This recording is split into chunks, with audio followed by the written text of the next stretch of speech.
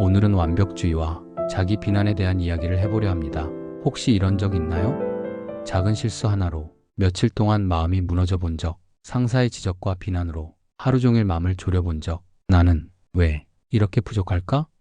라는 생각에 사로잡혀서 하고 싶은 말조차 꺼내지 못했던 순간들 말이죠. 부처님은 말합니다. 완벽하지 않아도 괜찮아. 그런데 정말 그럴까요? 세상은 여전히 우리에게 큰 성과를 요구합니다. 직장에서, 학교에서, 심지어 가족들조차도 무언의 압박을 우리에게 보냅니다. 우리에게 남긴 상처를 어떻게 치유할 수 있을지 솔직하게 이야기해 보겠습니다. 완벽주의의 굴레, 특히 우리나라에서 더욱 심각한 완벽주의는 이렇게 시작됩니다. 조금만 더 잘하면 사람들이 나를 더 인정해 줄 거야. 이 정도는 해야 내가 쓸모 있는 사람이겠지. 좋은 대학을 못 들어가면 나는 쓰레기겠지. 대기업에 취직 못하면 내 커리어는 쓰레기겠지. 좋은 부모가 되지 못하면 나는 부족한 인간이겠지. 그런데 이러한 완벽주의 문제는 여기서 끝나지 않아요. 그 기준은 항상 높아지고 그 끝없는 기준 속에서 우리는 자꾸만 스스로를 작아지게 만듭니다. 예를 들어볼까요? 나보다 나은 사람들이 너무 많아. 우리도 이런 순간들 많지 않나요? 학창시절 학교 시험에서 80점을 받았지만 100점이 아니어서 자책하고 부모님의 질책을 받고 말이죠. 발표에서 말을 조금 더듬었다고 하루 종일 그 장면만 떠올리고 곱씹으면서 스스로를 자책하기도 했습니다. 부처님도 말씀하셨죠. 완벽한 꽃은 없다. 꽃은 피어있는 그대로 아름답다. 여러분은 꽃입니다. 완벽할 필요가 없는 꽃 그 자체입니다. 아름답습니다. 완벽주의가 가진 또 다른 문제는 남들과의 비교입니다. 친구들은 다 좋은 대학에 가고 대기업, 직장에서 돈을 많이 벌고 있는 것 같은데 나는 아직도 여기서 제자리 걸음만 하고 있는 것 같아요. SNS를 보다 보면 더 그렇죠. 친구가 명품 가방 사진을 올렸을 때 나는 왜 이렇게 초라할까? 라는 생각이 들죠. 그런데 여러분, 정말 그런가요? 우리가 보지 못한 건 그 친구도 자신의 삶, 어딘가에서 분명히 괴로운 순간이 있을 거라는 사실입니다. 힘든 순간이 있을 거라는 사실입니다. 나 빼고 모두가 화려해 보이는 순간에도 사실은 각자 나름의 무게를 짊어지고 있는 거예요. 부처님은 말씀하셨습니다. 내가 보는 세상은 다른, 이가 보는 세상과 다르다. 삶의 빛은 너만이 알 수 있다. 우리는 모두 저마다의 렌즈로 세상을 보고 있습니다. 내가 겪은 일, 내가 가진 생각, 그리고 나만의 경험들이 내가 세상을 바라보는 방식을 만들어내요. 그래서 내가 느끼는 세상과 다른 사람이 느끼는 세상은 다를 수밖에 없죠. 예를 들어 같은 하늘을 보더라도 누군가는 구름이 많아서 답답해 보이네 라고 느끼고 또 다른 누군가는 구름이 멋있고 부드러워 보여 라고 느낄 수 있어요. 같은 상황이라도 각자의 마음 상태에 따라 받아들이는 게 다르기 때문이에요. 내가 가진 특별함은 너만이 알 수 있어. 내 삶이 가진 빛, 즉 내가 가진 장점이나 아름다움은 나 자신만이 가장 잘 알 수 있다는 뜻이에요. 타인의 기준으로 내 삶을 평가하려고 하면 그 빛이 제대로 보이지 않을 수 있죠. 하지만 내 마음을 들여다보고 내가 소중히 여기는 것들을 살펴보면 거기서 나만의 빛을 발견할 수 있어요. 결국 이 말씀은 우리에게 이렇게 말해줍니다. 다른 사람의 시선이나 기준에 휘둘리지 말고 너만의 세상을 바라보고 너만의 특별함을 인정하라. 이건 부처님이 우리에게 주신 따뜻한 위로이자 격려예요. 너는 내 방식으로 충분히 아름답다 라는 메시지죠. 그렇다면 이런 초압박을 가진 한국이란 세상 속에서 우리는 어떻게 살아가야 할까요? 부처님은 이렇게 말씀하셨습니다. 큰 강물은 작은 물방울이 모여 이루어진다. 여러분의 작은 성취를 무시하지 마세요. 프로젝트에서 목표를 다 채우지 못했더라도 그 과정에서 배운 것들, 성장한 점들을 떠올려 보세요. 내가 이 정도까지 해냈다는 것 자체가 대단하다. 매일마다 조금씩 성장하는 내가 스스로 자랑스럽다. 이렇게 자신을 칭찬해 보는 겁니다. 2. 비교 대신 나만의 기준 세우기. 칸트는 말했습니다. 타인의 시선이 아닌 너의 내면을 따라라. 다른 사람들이 뭐라고 하든 상관하지 말고 내 마음과 생각을 따라 살아라. 우리는 살면서 자주 다른 사람들의 의견이나 기대를 신경 쓰게 되죠. 친구, 가족, 직장 동료, 사회의 눈길이 항상 우리를 따라다니고 때로는 그 시선에 맞추려고 애쓰기도 해요.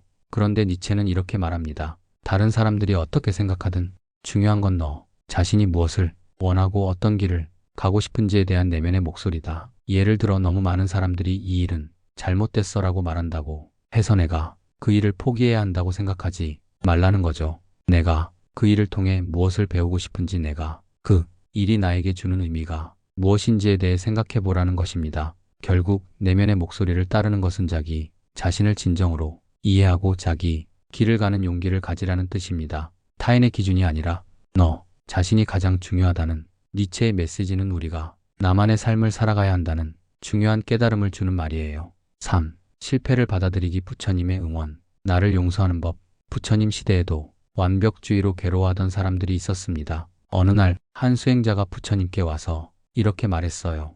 부처님, 저는 늘 부족합니다. 사람들이 저를 실망스러워하지 않도록 더 열심히 해야 한다고 생각하는데 그게 너무 힘듭니다. 부처님은 그를 가만히 보며 말씀하셨습니다. 너는 이미 너 자신에게 충분하다. 하늘의 별은 하나씩 빛나고 그 어느 별도 다른 별과 빛을 비교하지 않는다. 이 말을 들은 수행자는 깨달았습니다. 내가 내 속도로 살아가면 되는구나. 다른 누군가처럼 될 필요는 없구나. 우리도 부처님의 이 말씀을 떠올려 보세요. 너는 너 자신으로서 이미 충분히 빛나고 있다. 이 말의 뜻을 깊게 이해해 볼게요. 부처님이 말씀하신 너는 너 자신으로서 이미 충분히 빛나고 있다 라는 말은 결코 성공이나 인정 없이 그냥 괜찮다는 얘기가 아닙니다. 그것은 내면의 가치를 깨닫고 외부의 평가에 너무 좌우되지 않도록 하라는 의미입니다. 이건 말 그대로 내가 성공하지 않았다고 해서 내가 가치 없는 존재라는 건 아니다라는 말입니다. 부처님은 세상의 고통과 괴로움에서 벗어나기 위한 방법으로 자기 자신을 아는 것과 자기 안에서 진정성을 찾는 것을 강조하셨습니다. 하지만 그가 말한 내면의 빛이 단순히 겉으로 보이는 것만큼 중요하지 않다는 뜻은 절대 아니에요. 이제 현실적인 이야기로 들어가 보죠. 우리는 모두 일상에서 끊임없이 성공을 추구하고 타인의 평가를 의식하며 살아갑니다. 직장에서는 좋은 성과를 내야 하고 친구들 사이에서는 비교해서 밀리지 않아야 하죠. 그리고 그 과정에서 우리는 나는 충분하지 않다. 내가 하는 일이 무가치하다고 느끼기도 합니다. 그렇지만 부처님이 말하는 빛은 그저 단순한 위로가 아니라 우리 스스로가 외부에서 오는 압박과 평가 속에서도 여전히 자기 자신을 믿고 가치를 인정하라는 것입니다. 이것은 진짜 어려운 일입니다. 어떤 사람들은 내가 부족하다는 느낌이 든다면 계속해서 타인의 시선에 맞춰야 한다고 생각할 수 있습니다. 하지만 진짜 문제는 그 시선에 자신을 맞추기 위해서 내가 내 본연의 가치를 무시하고 지나치게 스트레스 받는 것입니다. 내가 그 시선에서 벗어나면 나를 잃어버릴까봐 두려운 사람들에게는 부처님의 말씀은 희망이 될 수 있습니다. 그 말씀은 너의 내면의 빛을 잃지 않도록 하라는 의미로 다가올 수 있습니다. 외부에서 오는 압박에 휘둘리지 않으려면 내가 가진 본질적인 가치와 강점을 스스로 인정하는 연습이 필요합니다. 이것은 단순히 위로가 아니라 현실에서 우리가 외부의 평가와 기대를 뛰어넘어 진정으로 나 자신을 지켜가는 방법에 대한 중요한 가르침입니다. 그럼에도 불구하고 현실 속에서 외부의 평가를 무시하고 살기는 정말 어렵습니다. 그걸 할 수 있는 사람은 극소수일 것입니다. 그렇기 때문에 우리는 그 중간에서 자신을 지킬 방법을 고민해야 한다는 겁니다. 외부 평가와 사회의 기대가 현실에서 매우 중요한 요소라는 점을 인정합니다. 사실 누구든지 타인의 시선과 평가에 민감하게 반응하지 않을 수 없다는 건 너무나도 현실적인 문제입니다. 우리가 살아가는 사회는 성과와 결과를 중시하니까요. 그럼에도 불구하고 그 평가에 전적으로 의존하는 것은 또 다른 문제일 수 있습니다. 우리는 항상 외부 평가에 의해 우리의 가치를 재는 경향이 있지만 그럼에도 불구하고 내면에서 가치감을 찾을 방법을 고민하는 건 그 자체로 중요한 문제입니다. 완전히 외부 평가를 무시하고 살라고 말하고 싶지는 않습니다. 그건 현실을 도외시하는 거겠죠. 다만 내가 외부 평가에 휘둘리지 않고도 나 자신을 인식할 수 있는 방법에 대해 진지하게 생각해 볼 필요가 있습니다. 그게 어렵다는 걸 알지만 우리가 시도할 수 있는 몇 가지는 분명히 있습니다. 1. 외부 평가와 나의 목표를 분리하기. 사회에서 평가받는 건 자연스러운 일입니다. 그러니 성과를 목표로 할 수밖에 없죠. 하지만 내가 무엇을 성취했는지, 그것이 나에게 어떤 의미인지를 생각하는 것이 중요합니다. 예를 들어 내가 직장에서 인정받고 성과를 내는 것 자체도 좋은 일이지만 그것이 내가 원하는 방식으로 이루어졌는지, 내가 그 과정에서 얼마나 배웠는지, 그리고 그 경험이 내 개인적인 성장을 이끌었는지에 대해서도 의미를 부여해야 합니다. 성공을 위해서는 타인의 평가도 중요하지만 내가 이 일을 하는 이유와 나의 목적이 무엇인지를 되돌아보는 게 필요합니다. 내가 그 일에서 무엇을 얻고 싶은지, 내가 성장하고자 하는 부분이 무엇인지를 스스로 인식하는 것이죠. 2. 내가 나를 평가하는 기준 만들기. 외부 평가를 따르지 않으려면 내가 나를 평가하는 기준을 스스로 세워야 합니다. 예를 들어 내가 이번에 어떤 목표를 달성했을 때 그것이 얼마나 나에게 의미가 있었는지에 대해 나만의 잣대를 세우는 것입니다. 우리는 흔히 타인의 시선을 기준으로 성과를 측정하곤 하지만 내가 얼마나 진지하게 이 목표를 향해 나아갔는지, 내가 도전한 방식과 그 과정에서 배운 것들이 나에게 얼마나 가치 있는지 스스로 돌아보는 습관을 길러야 합니다. 이 과정이 매우 어렵고 불안감을 유발할 수 있겠지만 그것이 나만의 기준을 찾는 중요한 첫걸음이 될 수 있습니다. 3.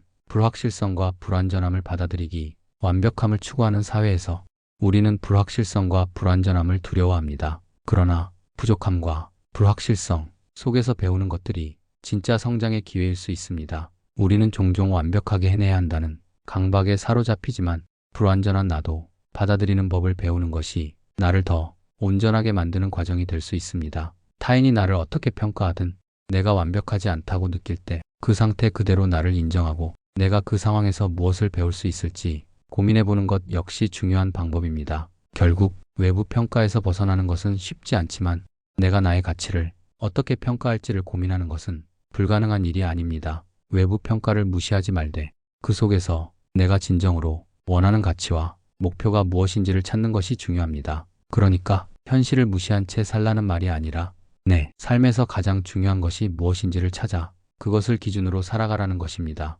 부처님의 말씀은 내가 외부 평가에 의존하면서 내 가치를 잃지 말고 내가 나를 어떻게 바라보는지를 중요시하라는 메시지로 다가옵니다. 그럼에도 외부 평가의 압박 속에서 살아가는 것은 여전히 고통스러울 수 있습니다. 그래서 그 고통을 인정하며 나만의 기준과 가치를 찾기 위한 여정을 시작해보자는 제안입니다. 이렇게 완벽주의는 우리를 괴롭게 만드는 주범입니다. 현실적으로 완벽주의를 긍정적으로 사용하는 방법을 부처님 말씀을 통해서 사용하시기를 바랍니다. 감사합니다.